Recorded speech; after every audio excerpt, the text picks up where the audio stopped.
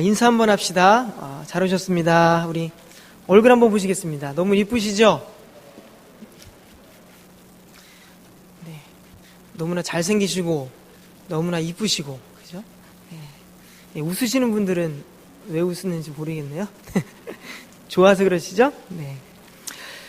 네, 오늘 성경에 기록된 성경에는 짧은 단어라도 하나님은 분명한 뜻이 있기 때문에 이 성경에 기록되어질 것이라 우리는 믿고 있습니다. 그런데 오늘 거룩이란 단어가 나오죠. 이 거룩이란 단어를 찾아보면 구약과 신약에 무려 460번이라는 그런 횟수로 기록되어 있음을 우리는 알 수 있습니다. 그만큼 거룩이라는 단어가 성경에서 얼마나 중요한 위치를 차지하고 있는지 우리는 알 수가 있죠. 하나님께서 거룩이라는 단어를 통해 여러분들과 저에게 말씀하시고자 싶은 그런 의미가 있을 줄 믿습니다. 분명 전해지고 싶은 그런 메시지가 분명히 오늘 있을 줄 믿습니다. 오늘 이 시간 말씀을 통해 우리는 거룩의 의미를 깨닫고 또 그 말씀으로 말미암아서 하나님이 원하시는 그런 거룩한 삶을 살아가신 은혜가 여러분들과 저 있기를 주님의 이름으로 축원합니다. 오늘 15절 우리 말씀 한번 볼까요? 15절 말씀 보면 오직 너희를 부르신 거룩한 이처럼 너희도 모든 행실에 거룩한 자가 되라 라고 말씀하고 있죠. 누가 우리를 부르셨다고 말씀하십니까? 바로 하나님이시라 말씀하고 있습니다. 인생은 줄을 잘 서야 한다고 이야기합니다. 인생에 어떤 사람을 만나느냐, 누구를 따르느냐, 이것이 정말 중요하다 많은 사람들이 이야기하고 있죠. 그런데 여러분들은 누가 부르셨습니까? 바로 하나님이 부르셨습니다. 세상 사람들은 세상의 권력을 가진 사람들이 내게 도움을 줄 수 있는 그런 재력가들, 그런 사람들이 나를 부르기를 사람들은 기대합니다. 바라고 있죠. 그들의 눈에 들기를 우리는 원하고 있습니다. 소원합니다. 그러나 여러분들은 이미 세상 모든 만물을 지으신 그 하나님께서 여러분들을 부르셨습니다. 믿으십니까? 그보다 복된 소식이 없죠. 그렇다면 우리를 택하시고 부르신 하나님은 어떤 분이십니까?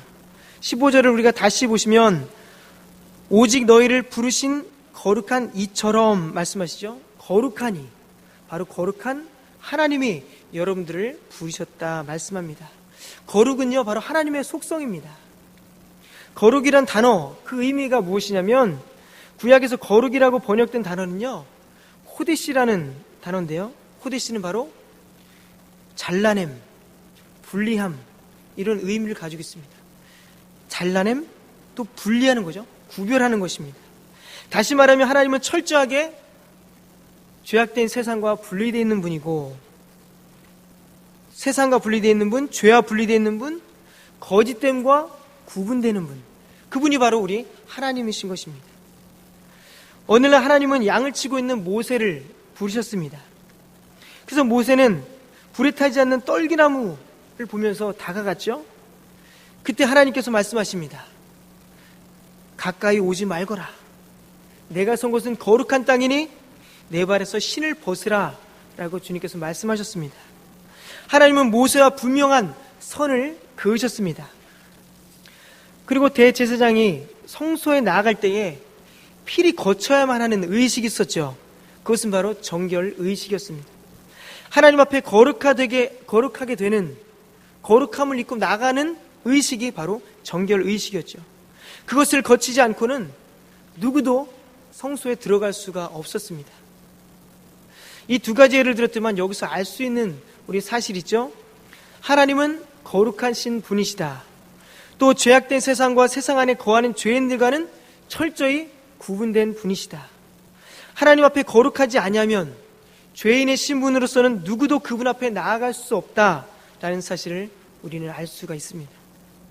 인간은 죄로 오염됐기 때문에 하나님 앞에 누구도 설 수가 없습니다. 세상 모든 사람들이 하나님의 형상을 희미하게나마 가지고 있지만 죄로 인해서 하나님 앞에 나아갈 수 있는 그런 거룩함은 상실되어 버렸습니다. 무슨 말입니까? 바로 하나님과의 단절을 의미하고 있는 거죠. 세상의 어떤 수단과 방법을 동원하여서라도 내 노력으로서도 내 의를 내세웠어도 결코 거룩하신 하나님 앞에 어느 누구도 나아갈 수가 없습니다. 재물이 많아도 세상 사람들을 무릎 꿇게 할 만한 힘이 있어도 거룩하신 하나님 앞에 무엇으로도 나아갈 수 없는 존재가 바로 인간이죠. 모든 인간은 죄인이기 때문입니다. 14절 한번 다시 볼까요? 너희가 순종하는 자식처럼 전에 알지 못할 때에 따르던 너희의 사역을 본받지 말고 라고 말씀하죠. 전에 알지 못하던 때에, 그때가 언제입니까? 바로 예수 안에서 거듭나지 못한 그때를 말씀하고 있는 거죠. 예수 안에서 새로운 사람으로 거듭나기 이전을 이야기하고 있습니다.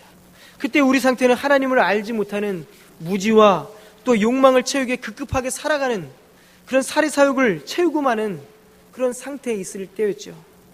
세상 속에서 세상의 이론으로 거룩한 하나님과는 전혀 상관이 없는, 희망이 없는 그런 구제불능의 상태였습니다. 그때, 바로 그때 너희의 사역을 따랐다, 본받았다 이야기하고 있습니다. 조금 더 살펴볼까요? 에베소서 2장 3절에는요 이렇게 말씀합니다. 전에는 우리도 다 그 가운데서 우리의 육체의 욕심을 따라 지내며 육체와 마음이 원하는 것을 하여 다른 이들과 같이 본질상 진노의 자녀였더니, 또 에베소서 5장 8절 보면 너희가 전에는 어둠이더니, 디도서 3장 3절 말씀 보면 우리도 전에는 어리석은 자요 순종하지 아니한 자요 속은 자요 여러 가지 정욕과 행락과 종노릇한 자요 악독과 투기를 일삼은 자요 가증스러운 자요 피차 미워한 자였으나, 마지막으로 베드로전서 2장 10절 말씀 보면 너희가 전에는 백성이 아니더니 라고 말씀합니다. 전에는 어떤 사람이다? 바로 죄악된 삶을 살아가는 사람들이다 라고 말씀하고 있죠. 세상에 속한 자들로 살아갈 수밖에 없는 것은 하나님의 백성이 아니기 때문에, 거룩한 자가 아니기 때문에 하나님의 백성으로 온전히 살아가지 못하고 있는 것입니다. 그래서 육체의 욕심을 따르고 또 마음과 생각이 원하는 대로 움직이고 또 어리석고 순종하지 않고 또 미워하고 시기하고 거짓말하고 험담하고 이런 불량한 자로서의 삶을 살아가는 사람들이 어떻게 거룩한 하나님의 백성이 자녀가 될 수 있겠습니까? 이러한 상태에서 거룩함을 기대하는 것은 가능하지 않습니다. 가당치 않는 일이죠. 이러한 모습으로는 도저히 하나님 앞에 우리는 나아설 수가 없는 것입니다. 단 한 가지 있다면 그것은 바로 우리가 거룩하게 되는 것입니다. 거룩하게 되기만 하면 우리는 하나님 앞에 나아갈 수 있습니다. 길이 열리는 거죠. 다시 말하면 거룩함은 하나님 앞에 나아갈 수 있는 자격 조건과 같습니다. 그런 자격이 누구에게 주어집니까? 바로 예수 그리스도를 믿는 자들에게 주어지는 것입니다. 여러분들과 저는 이미 그런 자격이 주어졌습니다. 예수를 주로 고백하고 예수님을 믿고 성령이 내 안에 거하심을 믿기 때문에 우리 이미 거룩한 자가 되었습니다. 주와 함께 살아가는 사람들, 그 결과 죽어야만 하는 우리들의 죄의 문제를 예수 그리스도를 통해서 우리는 해결함을 받았습니다. 에베소서 1장 4절 말씀 보면 곧 창세전에 그리스도 안에서 우리를 택하사 우리로 사랑 안에서 그 앞에 거룩하고 흠이 없게 하시려고 라고 말씀하고 있습니다. 하나님은 죄악된 인간들이 거룩해지는 수단을 오직 예수 그리스도를 통해서 가능하게 하셨습니다. 오늘 1장 19절 말씀 보면 오직 흠없고 점없는 어린 양 같은 그리스도의 보배로운 피로 된 것이니라 라고 말씀하고 있습니다. 예수 그리스도를 통해 죄를 사함받는 순간 하나님의 거룩한 백성, 하나님의 거룩한 자녀가 되는 특권을 누리게 되는 것입니다. 그래서 얼마 남지 않은 그 성탄절이 더 큰 의미가 있는 것이 아니겠습니까? 우리를 거룩하게 하시기 위해서 이 땅에 오신 예수님의 탄생이 얼마나 귀하고 얼마나 소중한지요. 그래서 우리가 성탄절에 깊은 의미를 가지고 예수 그리스도를 찬양하고 그분의 나심을 축하하는 것이 아니겠습니까? 이것이 은혜가 아니겠습니까? 우리는 잠시 이러한 은혜를 잊고 살아갈 때가 참 많습니다. 거룩하지 못한 자로서 세상과 보타고 멸망받을 수밖에 없는 길을 향해 거침없이 달려가는 자들을 돌이키게 하셔서 우리가 아무런 조건을 걸지 않고 거룩하게 하시고 그분께 나아가는 자를 거룩하게 하시는 그 사역 안에 우리를 포함시켜 주셨으니 우리가 정말 복된 자가 아니겠습니까? 이 자리에 함께 하신 여러분들과 제가 바로 예수 그리스도의 은혜로 거룩하게 됨으로 말미암아 순종의 사람으로 되어 있다는 것 감사하시길 바랍니다. 이런 은혜를 경험하고 있다면 우리가 매년 돌아오는 이런 퇴색된 의미의 성탄절이 아니라 세상 사람들이 즐기고 나누고 선물을 주고받는 그런 의미의 성탄절이 아니라 하나의 행사를 즐기는 날이 아니라 예수께서 이 땅에 오신 그 의미를 마음 깊이 새기는 그런 시간이 될 줄로 믿습니다. 주님께 날마다 감사하는 그런 은혜가 여러분들과 저의 삶 가운데 있기를 주님의 이름으로 축원합니다. 그렇다면 우리가 예수 그리스도로 말미암아서 거룩해진 우리가 어떻게 살아가야 되는가? 우리가 예수 그리스도 통해 우리가 거룩하게 되었다면 우린 예전의 삶을 청산해야 되겠죠. 거룩하게 변화된 자로서 새롭게 신분이 변화된 자로서의 삶을 우리는 살아가야 되는 것입니다. 노예가 자유의 신분이 되면 이제 노예의 습성을 벗어버려야만 합니다.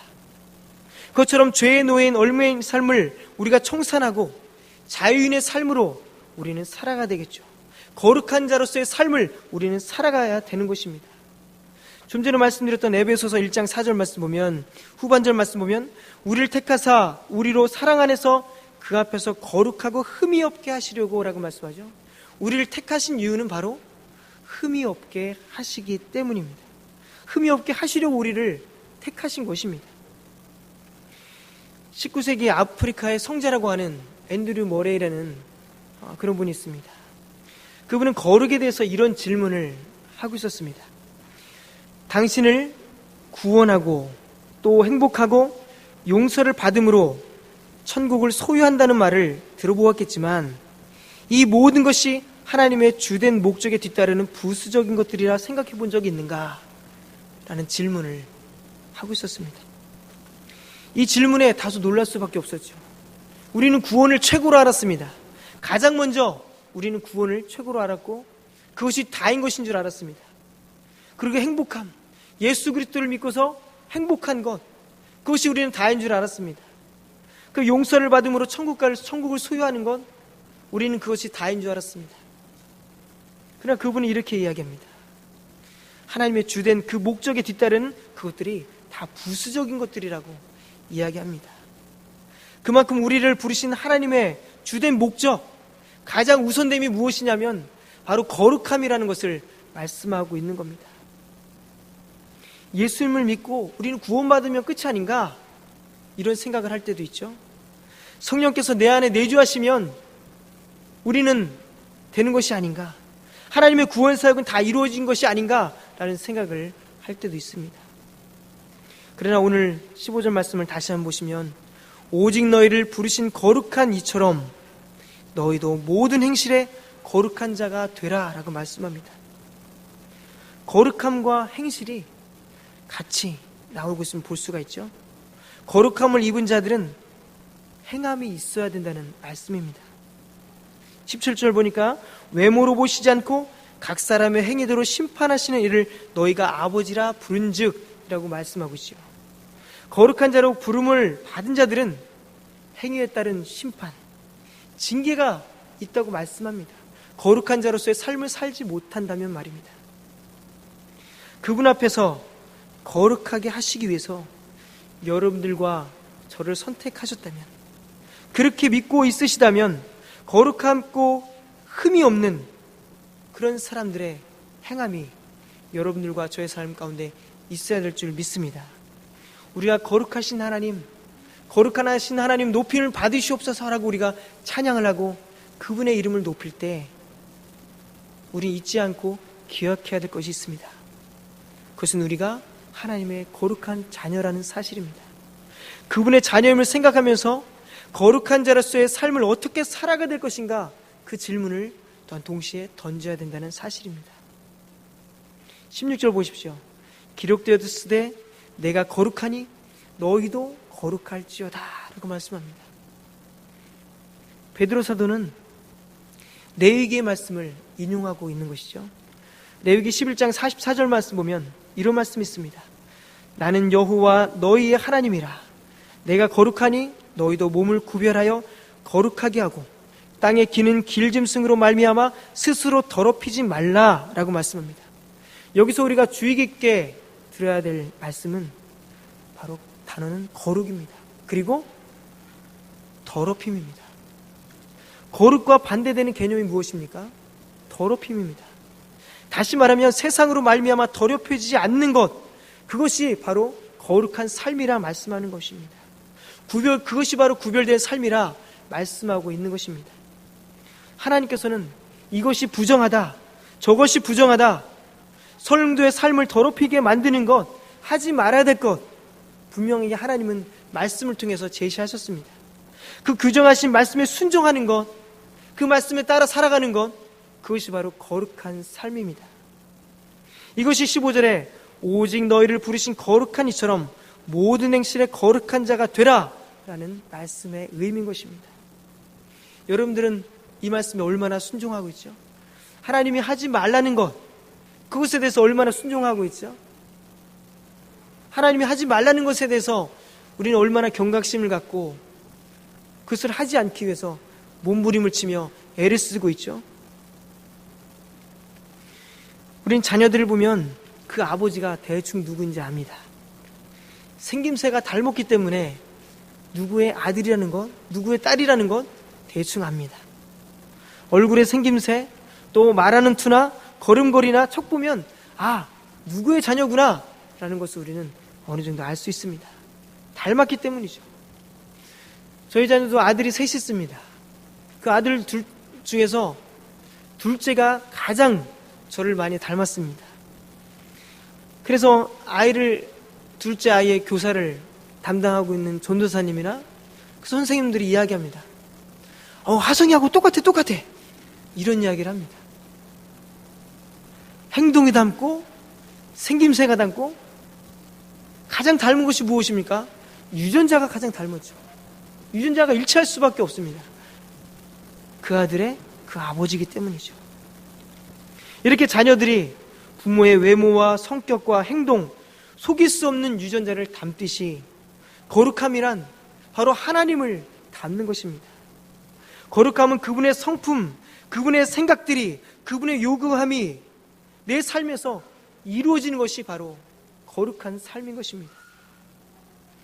예수님께서 불의와 타협하지 않으시고 불을 탐하지 않으시고 명예를 구하지 않으시고 자신의 목숨을 구하고자 비굴하게 굴지 않았던 것처럼 그런 모습들이 우리의 삶 가운데 나타나는 것, 그것이 바로 거룩한 삶의 모습인 것입니다. 거짓말하지 않고 속이지 않고 두 마음 품지 않고 진심으로 섬기고 아껴주고 인내하고 사랑하고 죄인까지 사랑했던 그 예수 그리스도의 모습이 우리의 삶 가운데 나타난다면 그것이 정말 진정으로 하나님이 원하시는 거룩한 삶인 줄 믿습니다. 우리 모두는 세상 속에서 살아가는 그리스도인입니다. 세상 속에서는 교회보다 더 많은 유혹들이 많습니다. 교회에서 한 걸음만 나가면 여기저기서 손가락질합니다. 여기저기서 나에게 오라고 날 유혹하는 손길들이 너무나 많습니다. 직장에서도 그렇죠. 가지 말아야 할 곳들을 얼마나 가고자 하는 욕구들이 생기는지요. 얼마나 많은 유혹들이 있는지요. 믿음을 지킨다고 할 때 오는 압박들이 얼마나 많은지요. 교회를 곱게 보지 않는 시선들도 있고 또 믿음을 지키기 너무나 어려운 그런 상황들이 우리의 삶 가운데 너무나 많습니다. 세상에는 이런 일들과 싸워서 믿음을 지켜야 하는 수많은 절대적인 요구가 필요합니다. 이런 일상의 삶 속에서 거룩함을 유지하기가 얼마나 어려운지 모릅니다. 거룩함은 결코 거저되는 것이 아닙니다. 거룩함을 지키기 위해서는 무단한 수고와 헌신이 요구됩니다. 때로는 우리의 피를 깎는, 살을 깎는, 뼈를 깎는 그런 요구가 우리에게 있을 수도 있습니다.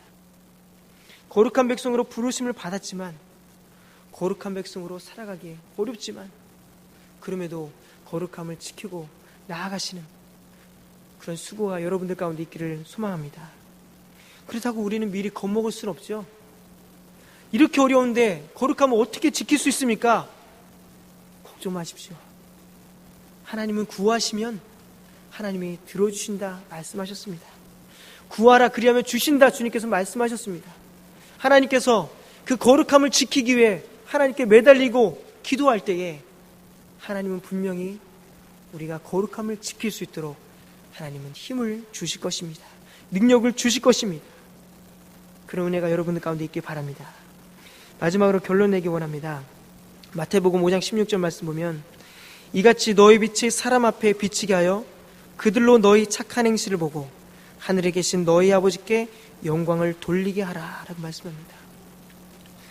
여러분들의 거룩한 행실, 착한 행실을 통해서 여러분들의 거룩이 드러나고 여러분들이 하나님의 자녀임을 모든 사람이 알게 되고 그러므로 우리가 섬기고 있는 하나님의 거룩함도 드러나는 그런 모습들이, 그런 은혜가 여러분들과 저의 삶 가운데 가득하시기를 주님의 이름으로 축원합니다.